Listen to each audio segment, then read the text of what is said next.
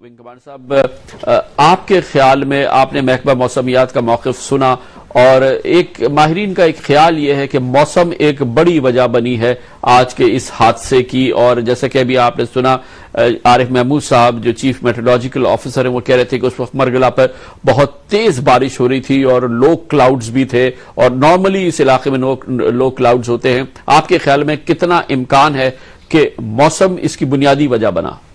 شکریہ کامران صاحب۔ سب سے پہلے میں آپ سے یہ کہنا چاہوں گا، جب بھی پاکستان میں کوئی ایئر کریش ہوتا ہے، چاہے وہ آرمی کا ہو، ایئر فورس کا، سول ایویشن کا، میں ایک دوہرے غم سے گزرتا ہوں۔ میری بڑی کرب اور تکلیف ہوتی ہے۔ ایک تو وہ عام پاکستانیوں کی طرح ان کے جانوں جانے کا مجھے دکھ ہوتا ہے، لیکن میرے ذہن میں وہ پچھلے 1978 سے لے کے اب تک کے تمام حادثات، ٹوٹے ہوئے جہاز، جلی ہوئی لاشیں اور ہڈیوں کے اور اس کے پرزا اور پھر بیواؤں کے پاس جب ہم جاتے ہیں فورسز میں ڈیڈ باڈیز لے کے، وہ سارے واقعات میرے سامنے آ جاتے ہیں، اور پھر میں ایک بے بسی کا شکار ہو جاتا ہوں کہ 30 سال کی اتنی ایجوکیشن ایکسیڈنٹ انویسٹیگیشن میں، فلائٹ سیفٹی کے ڈپارٹمنٹ میں دینے کے باوجود میں کیوں امپروومنٹ نہیں لا پایا کہ ہمارا سول ایویشن اتھارٹی جو ہے وہ بھی ہوائی حادثات کو بچانے میں کوئی اہم کردار ادا کرے۔ یہ میرا ایک کرب ہے جو ہمیشہ زندہ ہو جاتا ہے۔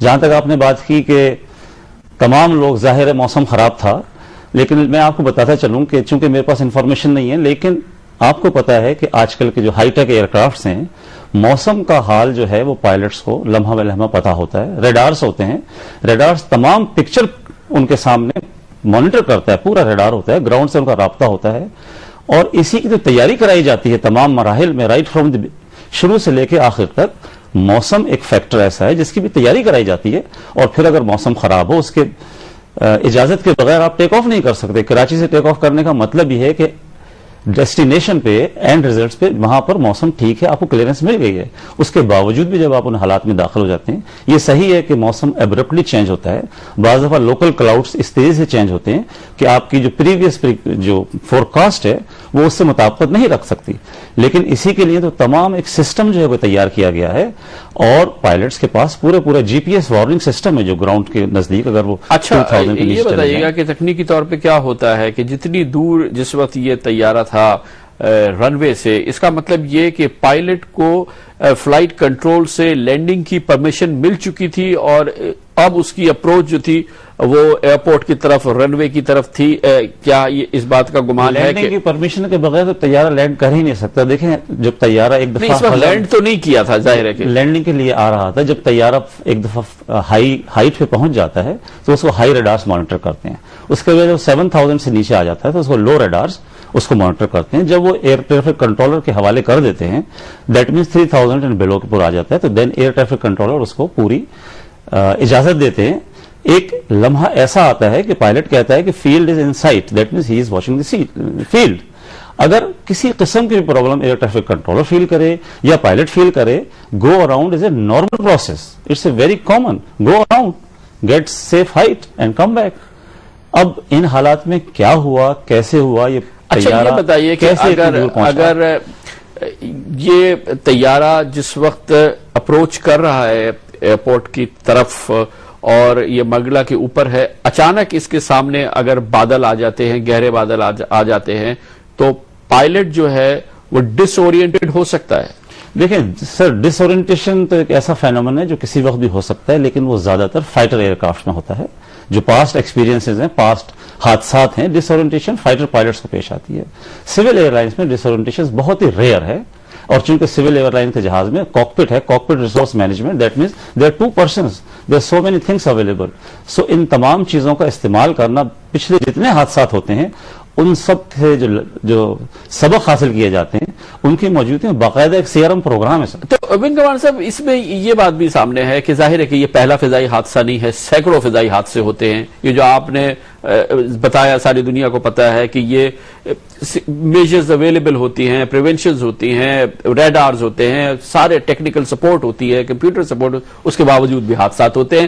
ایئر بس کی اس 321 کے ساتھ بھی 10 حادثے پچھلے 20 سال کے اندر ہو چکے ہیں، اس کے باوجود بھی حادثہ ہوتا ہے، تو آج کا بھی یہ حادثہ ہوا۔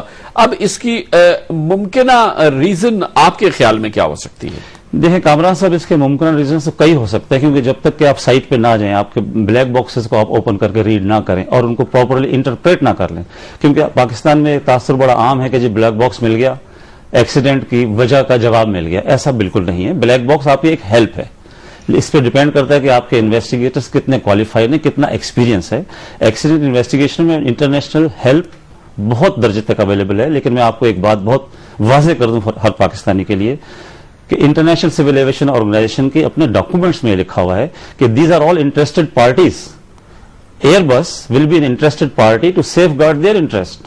Civil aviation authority will also be interested party. Airblue will take part in the investigation, it will be interested party. میرا المیہ یا میرا دکھ یہ ہے کہ پبلک، یہ جو 150 یا 152 جانیں چلی گئی، ان کو ریپرزینٹ کون کرے گا انویسٹیگیشنز میں؟ کیونکہ ہمارا انویسٹیگیشن کا جو لیجسلیشن ہے وہ ابھی تک international civil aviation organisation standards ہیں ان کو میٹ نہیں کرتا. ہمارے پاس انڈیپینڈنٹ انویسٹیگیشن کا ادارہ نہیں ہے. یہ اصل چیز ہے.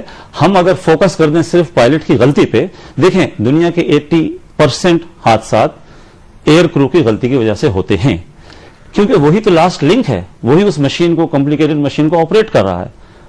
تو اگر ہم اپنا فوکس اس لاسٹ ایونٹ پہ کر دیں اور ٹریس بیک نہ کریں، ہم یہ نہ دیکھیں کہ کون سی لوکل کنڈیشنز تھیں جن میں ایونٹ آیا، ان لوکل کنڈیشنز کے پیچھے کون سے ہمارے پریونٹیو کنٹرولز کام کر رہے تھے. آپ کے جو پروسیجرز ہیں سول ایویشن کے، جو پروسیجرز ہیں جن کا بہت ڈسکشن ہو رہا ہے، AN03 AN04 کی باتیں ہو رہی ہیں، جو بھی پروسیجرز ہیں ایئر وردینس کے پروسیجر ہیں، ان سب میں ہیزرڈ چھپی ہوئی ہوتی ہیں.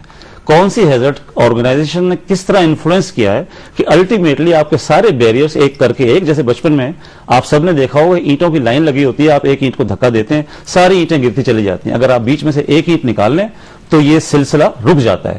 ہمارے یہاں وہ جو فیکٹرز ہیں جن کو بیریئرز کہتے ہیں، وہ اسٹارٹ ہوتے ہیں آرگنائزیشن سے.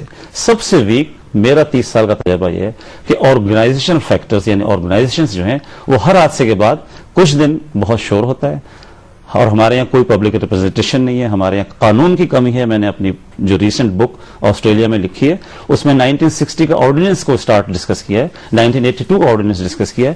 ہماری سب سے بڑی ویکنس میرے لحاظ سے یہ ہے کہ جب تک اس ملک میں ایک آزاد، انڈیپینڈنٹ، امپارشل، جس میں پبلک کا، میڈیا کا کانفیڈنس ہو، جب تک وہ قائم نہیں ہوگا، ہم کتنی ہی انویسٹیگیشن کر لیں اور جب انویسٹیگیشن رپورٹ پبلک میں نہیں آئیں گے، ہم انہی مسائل کا شکار رہیں گے. بہت بہت شکریہ. ونگ کمانڈر ریٹائرڈ نسیم احمد، ہوا بازی اور اس سے منسلکہ حفاظتی امور کے ممتاز ماہر اور اس ایشو پر ایک بڑی کتاب کے مصنف ہمارے ساتھ تھے.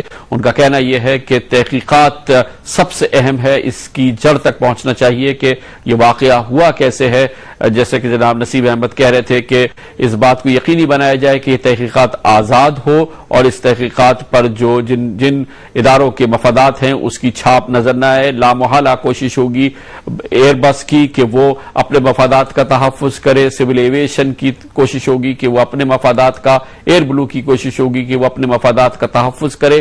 لیکن حکومت پاکستان کی کوشش یہ ہونی چاہیے کہ ان 152 خاندانوں کے مفادات کا تحفظ کرے جن کی جانیں اس واقعے میں گئی ہیں، اور اسی کی بنیاد بناتے ہوئے اس